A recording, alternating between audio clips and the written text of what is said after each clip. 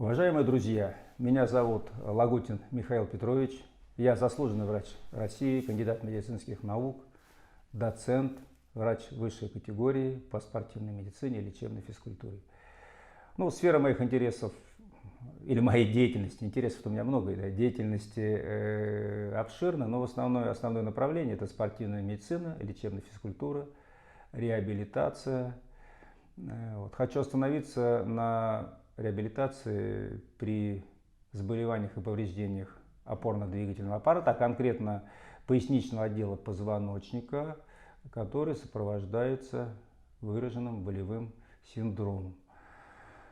Таких больных приходится консультировать чрезвычайно большое количество, в день по 2-3 человека, это непременно ко мне обращаются, и причем обращаются не на первичный прием, а после того, как прошли уже несколько уважаемых мною коллег, и потом попадают ко мне.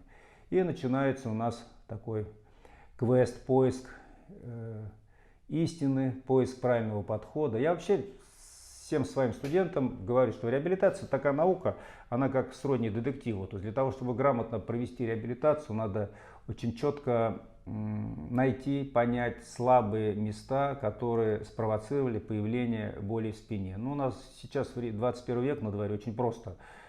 Боль в спине сразу куда? МРТ сделали, межпозвоночная грыжа, протрузия, окей, начинаем лечить, стандарт лечения, НПВС, миорелаксанты, витамины группы В. И следующее не буду перечислять, потому что всем все это широко известно. Иногда есть польза, иногда нет пользы. Но я столкнулся со следующим в последнее время, что специалисты по реабилитации, по лечебной физкультуре не умеют или не хотят. Не знаю, как о коллегах плохо говорить нельзя. Они же могут, в свою очередь, о тебе тоже плохо сказать. Не могут подобрать правильные упражнения для реабилитации при болях в поясничном отделе с учетом индивидуальных анатомических особенностей. Приведу вам несколько примеров, которые четко будет понимание почему. Приходит ко мне на прием спортсмен, мастер спорта по плаванию с ярко выраженными мышцами спины, они находятся в жесточайшем гипертонусе. Не знаю, как толщиной с мою руку с каждой стороны. Приходит рекомендация от невропатолога, где написано черным по белому, синим по белому написано, что рекомендовано укрепление мышц спины. Я смотрю, пациента осматриваю, проводим тестовые упражнения и не могу понять, куда же укреплять. То есть укреплено и так же до невозможности. Больше укрепить уже нельзя. Получается какая ситуация в этом случае? У нас лордоз поясничного отдела, есть изгиб. В результате профессиональной деятельности, в результате каких-то факторов возникает у нас протрузия или межпозвоночная грыжа. Она находится, обычно, чаще всего она в центре этой дуги находится. Если мы начнем закачивать длинные мышцы спины, закачивание, укрепление, тонизирование будет приводить к тому, что эта дуга, она будет сокращаться, уменьшаться. И нагрузка на эту точку будет увеличиваться. То есть закачивая мышцы спины, мы получим обратный эффект. Мы получим дополнительное сдавление как раз зоны грыжи или протрузии. Она может быть медианна, она может быть парамедианна, неважно. И в этом случае, это первый момент, когда при хорошем гиперлордозе, при выраженном гиперлордозе, обычно у пловцов, плавающих стилем баттерфляй, есть такой выраженный гиперлордоз с перенапряжением. Если будем перенапрягать, получим обратный эффект. Другой случай, когда выходит спортсмен с выпрямленным лордозом, то есть не гиперлордоз, выпрямленный лордоз. В этом случае тоже бывает, что болезненная точка находится в середине этой прямой. С чем это связано? Что отсутствие минимального изгиба приводит к тому, что нет амортизации, и как раз повышается нагрузка, обычно L4, L5, L5, S1, это 4-5 поясничный, первый крестцовый позвонок, нагрузка сюда идет. Здесь тоже надо очень четко понимать, как же нам создать в этом отделе прогиб, чтобы здесь, в общем-то, снизить сюда нагрузку.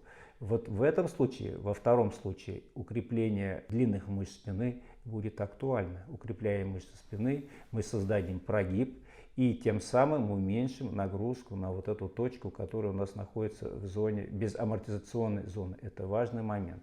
Здесь подход. И поэтому, когда к вам приходит больной, и вы сразу его раздели, протестировали, посмотрели боковые, фронтальные, сагитальные наклоны, сидя, стоя, ну там целый набор тестов, обязательно надо обратить внимание на состояние поясничного отдела.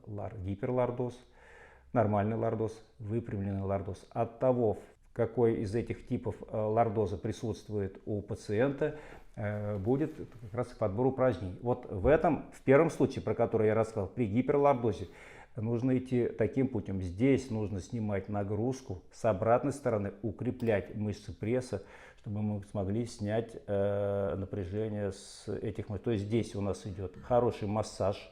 Причем можно делать перкуссионный, можно мануальный, ручной, можно даже иногда в тяжелых запущенных случаях я рекомендую настоятельно использовать различные иглоукалывания, можно использовать.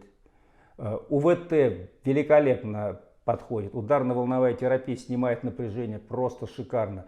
В этом случае можно добиться за один сеанс такой хорошей релаксации, которая позволит нам снять напряжение с длинных мышц спины, расслабит немножко у нас поясничный отдел. Но здесь надо не забывать следующее. Расслабив поясничный отдел, мы должны обязательно с противоположной стороны укреплять мышцы брюшного пресса. То есть мы должны немножечко, вот я сейчас показываю, здесь у нас длинные мышцы спины, с обратной стороны у нас мышцы пресса. Обязательно с позиции биомеханики, это механика человеческого тела, биомеханика, здесь чистая физика. Здесь расслабляем, здесь канатик с обратной стороны подтянули. Все, окей, укрепили. Это на самом деле не так быстро, это достаточно долго, кропотливо, но других вариантов нет. На самом деле, когда появляется боль, боль это следствие. Причина это вот в двух моментах даже основных. Гиперлордоз, выпрямленный лордоз. Я не говорю про какие-то крайние случаи, когда какая-то в результате травмы, падения или особенностей специфики профессиональной деятельности возникает эта проблема. Это тут разные могут быть нюансы, но очень четко должно быть понимание, что ключевое это строение поясничного отдела. Вот, соответственно, если у нас выпрямленный лордоз, вот, то тогда у нас, смотрите, что мы должны сделать. При выпрямленном лордозе мы должны создавать все-таки изгиб. В этом случае мы можем укреплять длинные мышцы спины, подбираем упражнения. Мне очень нравится в этом случае, упражнение, так называемая гиперэкстензия. Гиперэкстензия нам позволяет локально укрепить мышцы поясничного отдела позвоночника. При этом можно расслабить мышцы брюшного, с обратной стороны мышцы брюшного пресса у нас расслабляются, мышцы поясничного отдела у нас напрягаются. Здесь, если мы будем делать наоборот, то мы добьемся усиления болевого синдрома, то есть боль станет сильнее, и порой приходят пациенты с таким вопросом: ну как же так, вот болела спина, я ее закачивал, а боль все сильнее и сильнее. Очень редко при проблемах в поясничном отделе позвоночника такой, знаете, четкий аналитический подход. Ну, просто, видимо, у невропатологов, может быть, не хватает времени, чтобы проанализировать с позиции биомеханики, потому что это, в общем-то, такая проблема в большей степени не медицинская, она в большей степени тренерско-педагогическая, подбор упражнений с учетом особенностей биомеханики, индивидуальной антропометрии пациента. Это задача, в общем-то, инструктора по ЛФК, тренера по фитнесу.